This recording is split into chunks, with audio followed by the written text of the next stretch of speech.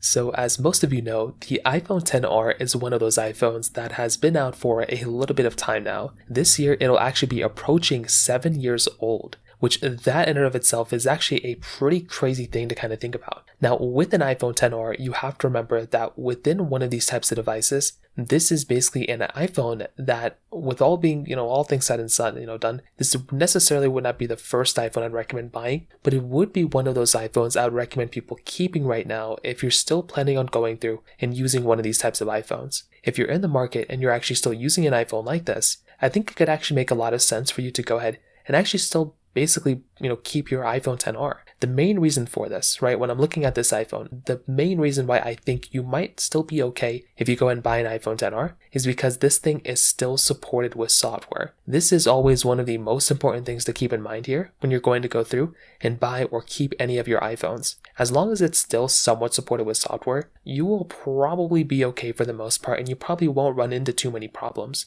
And that is always one of the most important things to kind of keep in mind here. So the fact that it's still supported with software, that in and of itself is a very massive thing. But number two, when I take a look at iOS 18 in general, it seems like a lot of people have been somewhat kind of upset with the main flagship feature within iOS 18, which was Apple Intelligence. So many people were looking at this type of phone, and I was upset that these types of older iPhones did not get Apple Intelligence. But guess what? It doesn't really matter that much anymore because that's still a humongous work in progress. And so many people are still trying to go and get, better Apple Intelligence features for the most part. So I think right now, even though this phone did not get that major flagship feature, it still doesn't make me feel that bad because this type of phone is still giving you like a pretty good experience for the most part as well. Now it's a very, it's an older phone, it's slow, it's glitchy, the camera's not that great. But I think if you can wait until the iPhone 17s, I think you can then go through and buy an iPhone 16 or iPhone 15 for a pretty decent value and not have to spend an insane amount of money. And you'll be able to go ahead and buy an iPhone like that for a fairly decent cost.